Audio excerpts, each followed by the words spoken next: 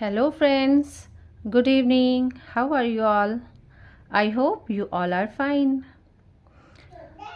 So, we have already studied about optative sentence and imperative sentence. Now, let's learn about exclamatory sentence. Okay? Exclamatory sentence, इसको हिंदी में विस्मय बोधक वाक्य बोलते हैं। तो एक्सक्लेमेटरी सेंटेंस को विस्मय बोधक वाक्य बोलते हैं। विस्मय बोधक वाक्य में क्या होता है, इसमें जॉय अपने मन के भाव को व्यक्त किया गया होता है। ठीक है, इसको पहचानने का सबसे आसान तरीका है कि इसमें अब हमारे मन के भाव व्यक्त किए गए होते हैं। और भाव कैसे हो सकते हैं? जॉय, हैप्पीनेस खुशी, सॉरो दुख, वंडर आश्चर्य। ठीक है, ये सारे भाव जो होते हैं वो एक शब्द के माध्यम से व्यक्त किए जाते हैं। कुछ शब्द यहाँ पे होते हैं जैसे ओह, ओह से दुख का भाव व्यक्त होता है। आह, आश्चर्य या प्रसन्नता का भाव व्यक्त होता है।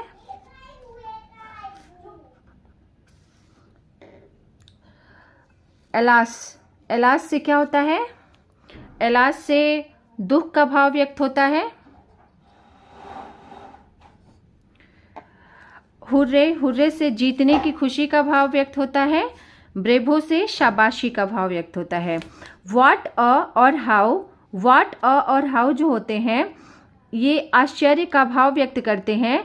और इन शब्दों के ठीक बाद में एडजेक्टिव के वर्ड होते हैं। ये इसको पहचानने की ट्रिक होती है कि व्हाट और हाउ के बाद में एडजेक्टिव आ जाते हैं। ना कोई वर्ब आएगा, ना ही कोई नाउन आएगा, सीधे एडजेक्टिव आएगा। वो अब जब मैं एग्जाम्पल बताऊंगी तो आपको समझाऊंगी। और हाँ, जो happiness, sorrow, Joy, wonder express करने वाले वर्ड होते हैं ना, उनके लास्ट में मार्क ऑफ एक्सक्लेमेशन लगा होता है। ये एक्सक्लेमेटरी सेंटेंस को पहचानने की ट्रिक होती है कि ये जो भाव व्यक्त करने वाले शब्द होते हैं इनके बाद में ही मार्क ऑफ एक्सक्लेमेशन होता है। ऑप्टेटिव में क्या होता था? सेंटेंस के लास्ट में होता था, लेकिन यहाँ पे सेंटेंस के लास्ट में नहीं होगा। ये जो भाव व्यक्त करने वाले शब्द होंगे उनके ही लास्ट में मार्क ऑफ एक्सक्लेमेशन होगा। Let's see with some examples. Example है, oh she has dead in very young age. Oh, दुख का भाव, शी हैज डेड, वो मर गई, इन वेरी यंग एज, इतनी कम उम्र में। ओह, वो इतनी कम उम्र में मर गई, है ना, दुख का भाव व्यक्त हो रहा है ना कि वो इतनी कम उम्र में मर गई। दूसरा एग्जाम्पल है, ah this apple is very sweet. Ah, ये सेव तो बहुत मीठा है। इससे क्या होता है? आश्चर्य प्रसन्नता का भाव हो रहा है ना कि सेव मीठा है, तो खुशी हो रही है। तो इससे क्या होता है? आ से प्रसन्नता का भाव व्यक्त होता है। तीसरा एग्जाम्पल है, alas he lost his father. हाय, दुख का भाव व्यक्त होता है। हाय, ही लॉस्ट हिज फादर, उसने अपने पिता को खो दिया। दुख की बात है ना, तो ये अलास जो है वो दुख का भाव व्यक्त करता है। Hurrah, hurray we won the match, जीतने की खुशी के लिए हम हुर्रे का यूज करते हैं। Hurray we won the match, हमने मैच जीत लिया। ब्रेव हो, वेल डन, शाबाश।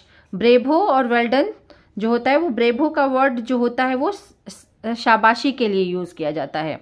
तो ब्रेव हो, वेल डन, शाबाश।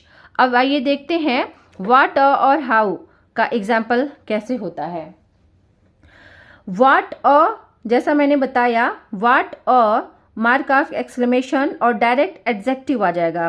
तो what a beautiful building the Taj is, यानी वाह ताजमहल कितनी सुंदर बिल्डिंग है। देखिए, व्हाट के बाद सीधे एडजेक्टिव आया। ब्यूटीफुल मीन्स सुंदर, और ये ताजमहल की सुंदरता यानी ताजमहल की विशेषता को ये ब्यूटीफुल बता रहा है, तो ब्यूटीफुल एडजेक्टिव हो गया। और व्हाट के बाद डायरेक्ट एडजेक्टिव आएगा। किसी भी प्रकार का एग्जाम्पल हो एडजेक्टिव ही आएगा। उसके बाद how long the mount Everest is, यानी माउंट एवरेस्ट कितना लंबा है, और लास्ट में इसके इज आता है। व्हाट और हाउ से शुरू होता है मार्क ऑफ एक्सक्लेमेशन और लास्ट में इज आता है, फुल स्टॉप होता है, तो ये भी एक्सक्लेमेटरी सेंटेंस का एग्जाम्पल है। तो आई होप आपको बहुत आसानी से समझ में आया होगा। अगर आपको कोई कन्फ्यूज़न है, कोई दिक्कत है, तो आप कमेंट में पूछ सकते हैं। और हाँ, अगर आपको मेरा वीडियो अच्छा लगता है तो प्लीज़ मेरे चैनल को सब्सक्राइब कीजिए और लाइक कीजिए। Thank you.